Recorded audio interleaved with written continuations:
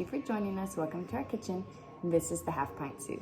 Today is my dad's 70th birthday, so we are making an extra special dinner tonight.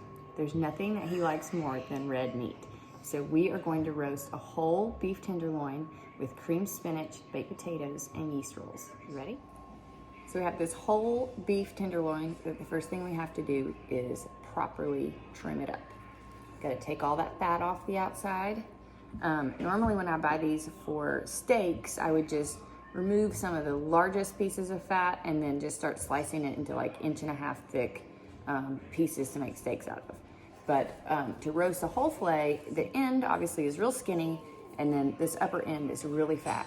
So you're gonna have to cut off the tiniest part of the end and trim this upper part around, take some of the girth off of it so that is evenly sized all the way from start to finish so that it cooks evenly.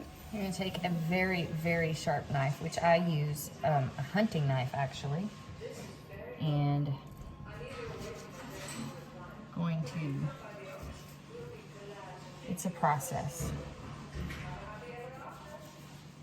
Slice this fat off of the outside of the meat. And it kind of peels itself off as you go. See? Just like that. And just keep going until it's nice and clean and pretty. So now we have a much smaller piece of meat that's got very little fat on the outside. And what we're gonna do is tie it up before we put it in the oven. Yes, with that string. So hand me a piece of that string. You dropped one on the ground. I did? Yeah. Okay, so is this cooking twine? No. Is it technically for gift wrapping? Yeah, but it works. So you're gonna tie it real tight, and that allows it to cook. Keep all the juices in there. Give me another piece of string. Wait, you need one that's longer than that. I didn't cut them exactly even. So what I'm gonna do is I'm going to be using the reverse sear method. If you've ever heard of that, it is a wonderful thing. Normally they'll tell you to, using a roast or anything like this, to sear the meat first to create like a crust on the outside to hold in the juices, yada, yada, yada. What happens when you do that is the outer circumference, we like our meat rare, medium rare at the very most. When you do a regular sear method, you end up with the outer circumference of the meat pretty much well done, which is a waste. And then the very, very inside can be more medium to medium rare. So with the reverse sear method, you cook it in the oven, low and slow, like really low, like 250, 225, 250, until you get the, till it gets to the temperature that you want it to be.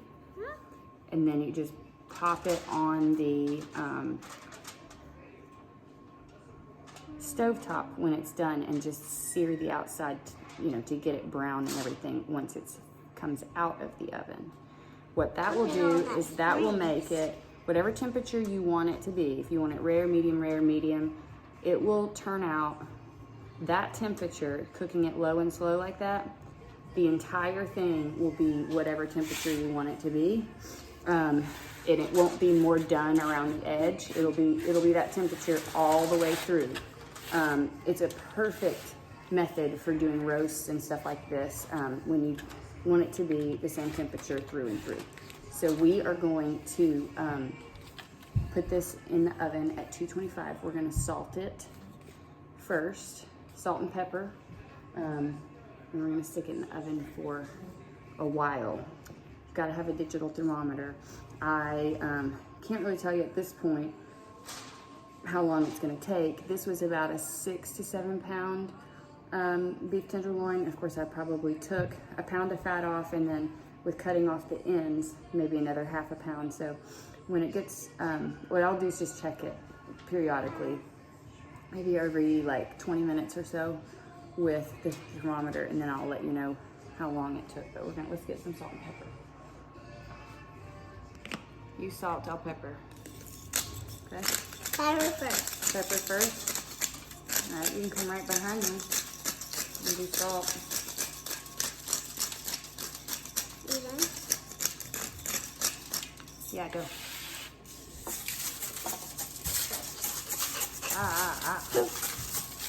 Down there. Okay, wait. Let me flip it. Let me flip it. Okay, go again. What is that? In this house, we can't do anything without garlic. Can I do it? Can I do it? Yes. Can I do it? We're gonna do a little bit of garlic and wine seasoning from the melting pot, which is yummy, yummy, yummy. Yes, you do that side. Go.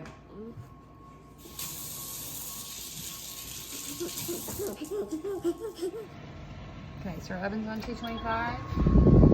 Tenderloin is in there. I'm going to check it every once in a while and see how it's coming, but it'll take a while at that temperature. Wash the potatoes. Done. Okay, put it on the paper towel to dry. Okay, keep washing. Okay, take your fork, poke some holes. Okay. Whoop, you gotta push down really hard. I'm gonna poke holes everywhere. Salt everywhere.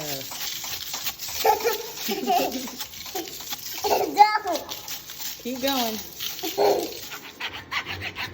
There you go. Peel that garlic for the spinach. Get another one.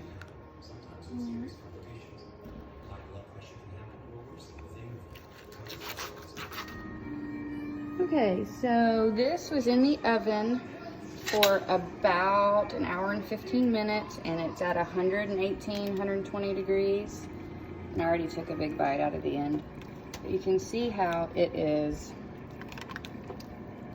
all the way around. Like there's not an inch of circumference around that that's overcooked, and it tastes so good. So I'm gonna cover it up, and then right before we're getting ready to serve it, I'm gonna stick it in a skillet and sear the outside of it, and it already tastes amazing. Okay, so now we have our spinach. Yes, I use frozen spinach, don't judge us. It's just so much easier. It's so much easier. So I have like 3 10-ounce packages of frozen spinach that I'm just heating on the stovetop to get a lot of the moisture out. I'm gonna add that butter to this one. I didn't This one. look. Yeah. I gotta do one at a time. Right. Okay, that's 2 tablespoons of butter. The one will crack. It's got to melt. Here. Add your garlic in there. That's about 6. Oh no. That's okay. It's about 6 cloves of minced garlic. Okay, stir that in. Saute that for about a minute.